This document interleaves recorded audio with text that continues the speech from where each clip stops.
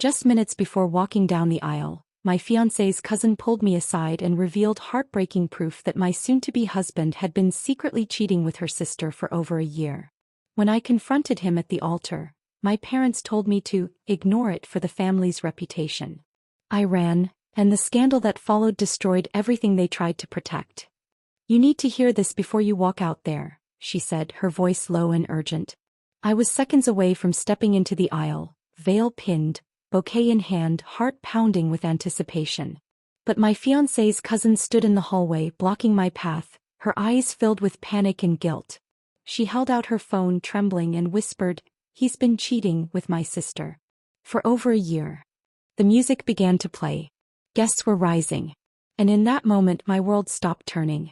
I stared at her, frozen. My fingers tightened around the bouquet, petals crumpling under the pressure. I didn't want to believe her. Not today. Not now. But her expression wasn't theatrical, it was terrified. She wasn't trying to ruin anything. She was trying to save me. "Show me," I said, my voice barely audible. She unlocked her phone and opened a folder. Dozens of screenshots. Messages between my fiancé and her sister. Photos. Time stamps. Conversations that left no room for doubt. I scrolled through them, my stomach churning. There were hotel bookings, late-night texts, even a picture of them together, laughing, arms wrapped around each other. I felt sick. The hallway was narrow, dimly lit, and suddenly suffocating. I leaned against the wall, trying to steady myself. My fiancé's cousin looked like she might cry. "I didn't know how to tell you," she said. "But I couldn't let you marry him without knowing." I nodded slowly, still staring at the screen. "Thank you," I whispered. The music swelled louder. The coordinator peeked around the corner. "We're ready for you," she said with a smile.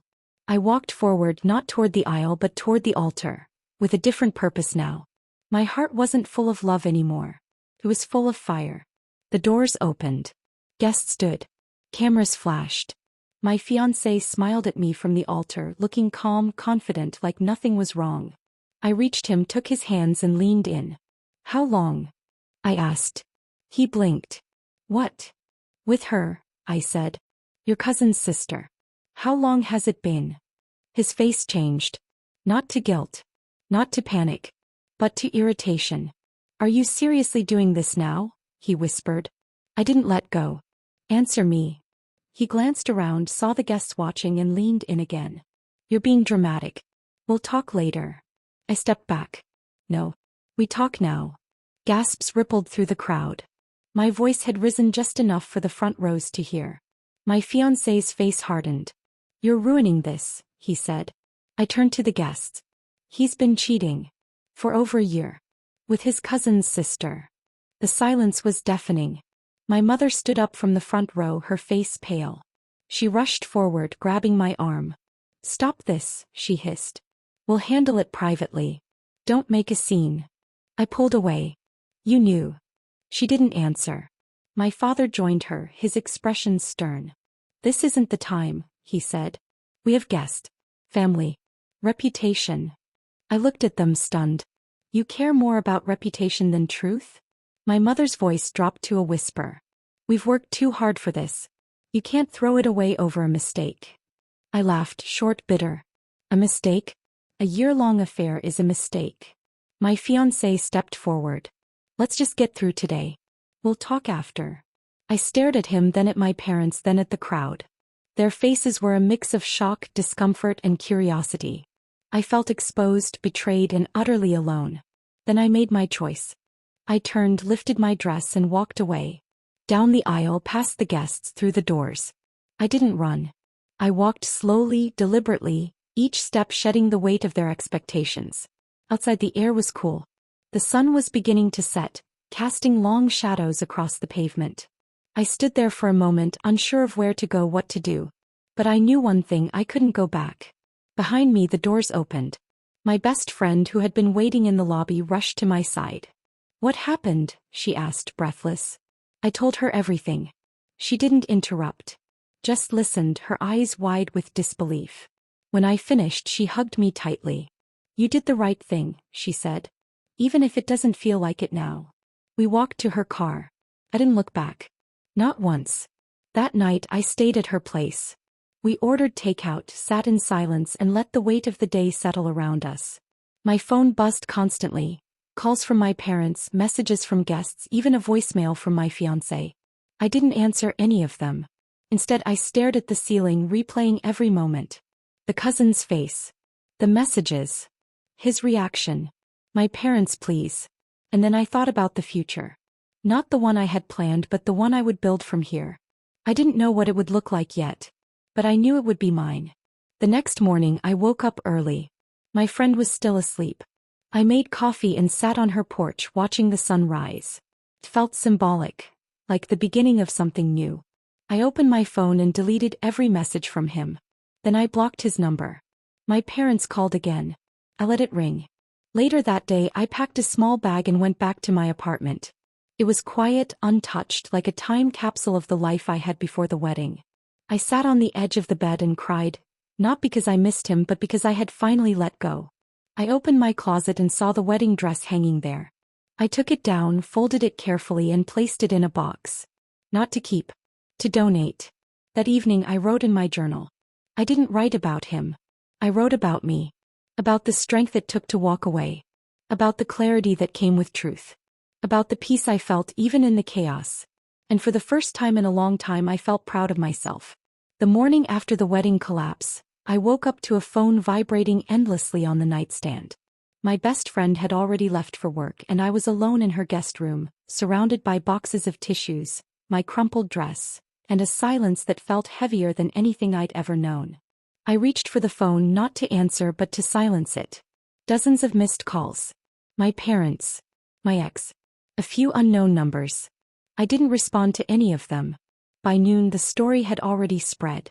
A cousin posted a cryptic message online, and someone else shared a blurry photo of me walking out of the ceremony. Comments poured in.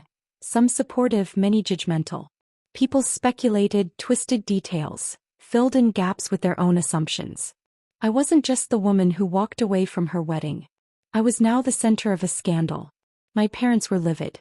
They left voicemails filled with frustration, not concern. "You've embarrassed us," my mother said in one. "Do you know what people are saying?" My father's tone was colder. "You should have handled it privately.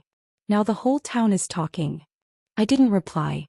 Instead I packed a small bag and moved in with my friend for a while.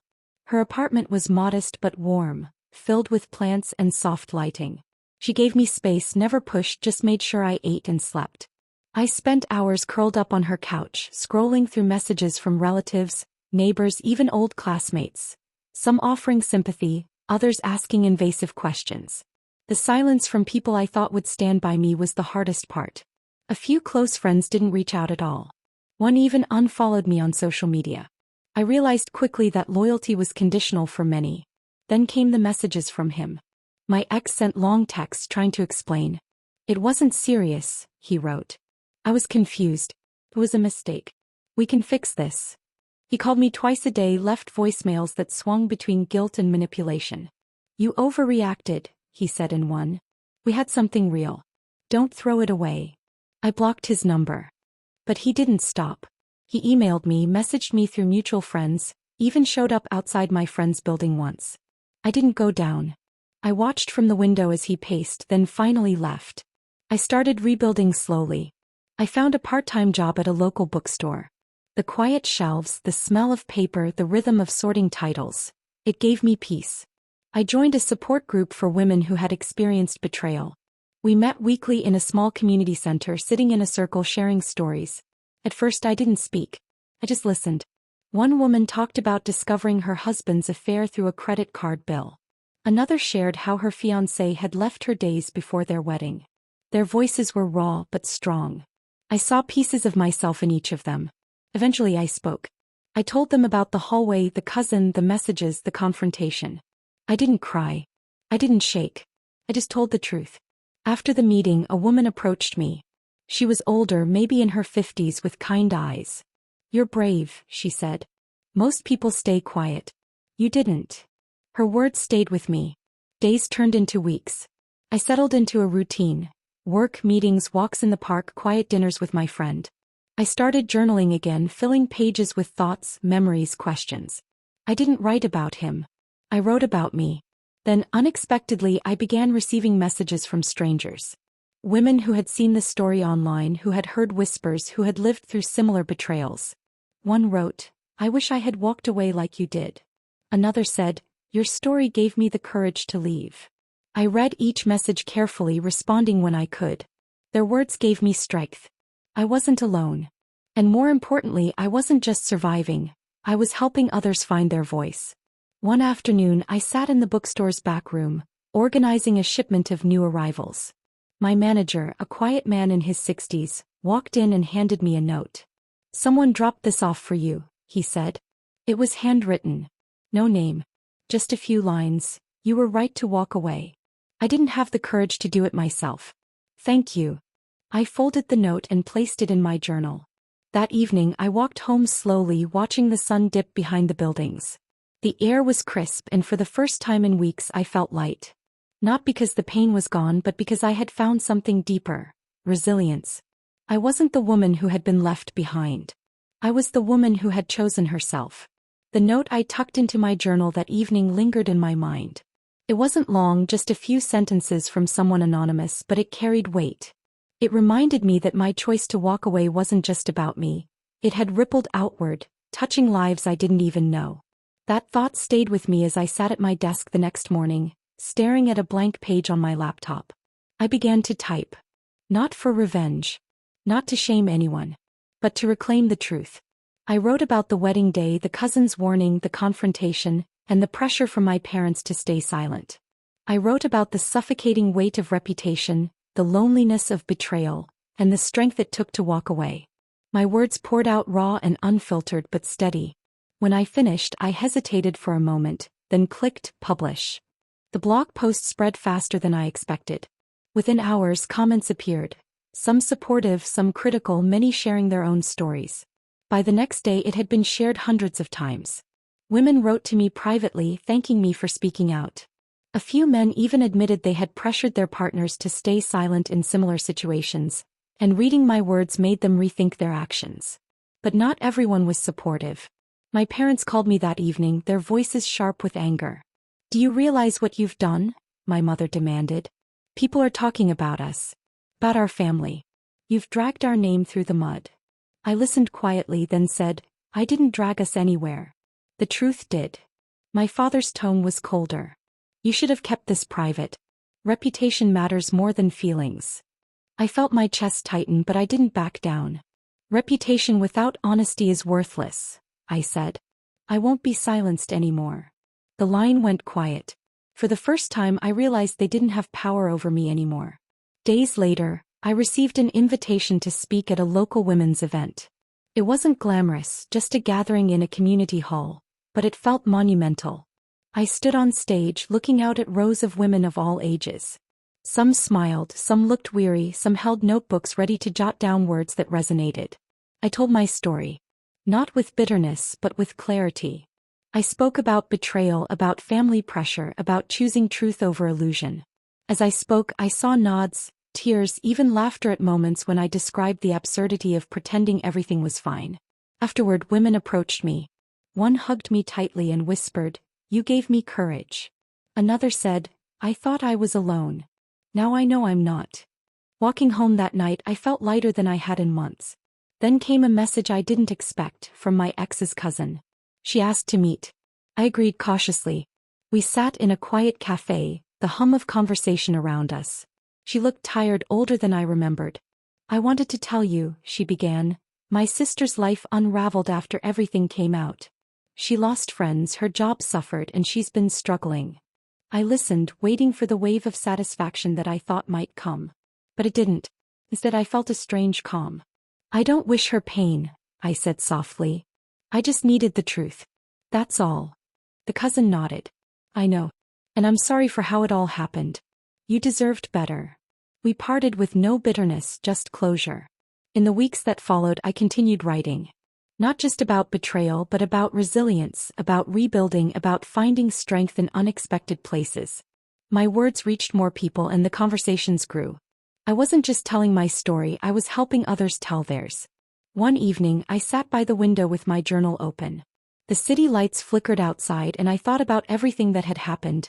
The aisle I never walked down, the confrontation, the fallout, the voices that tried to silence me. And then I thought about where I was now. Peace didn't come from revenge. It didn't come from watching others collapse. It came from knowing I had chosen truth over illusion, dignity over silence. The life I was building was mine alone, honest, strong, and free from the shadows they tried to keep me in. And for the first time I felt not just free but whole.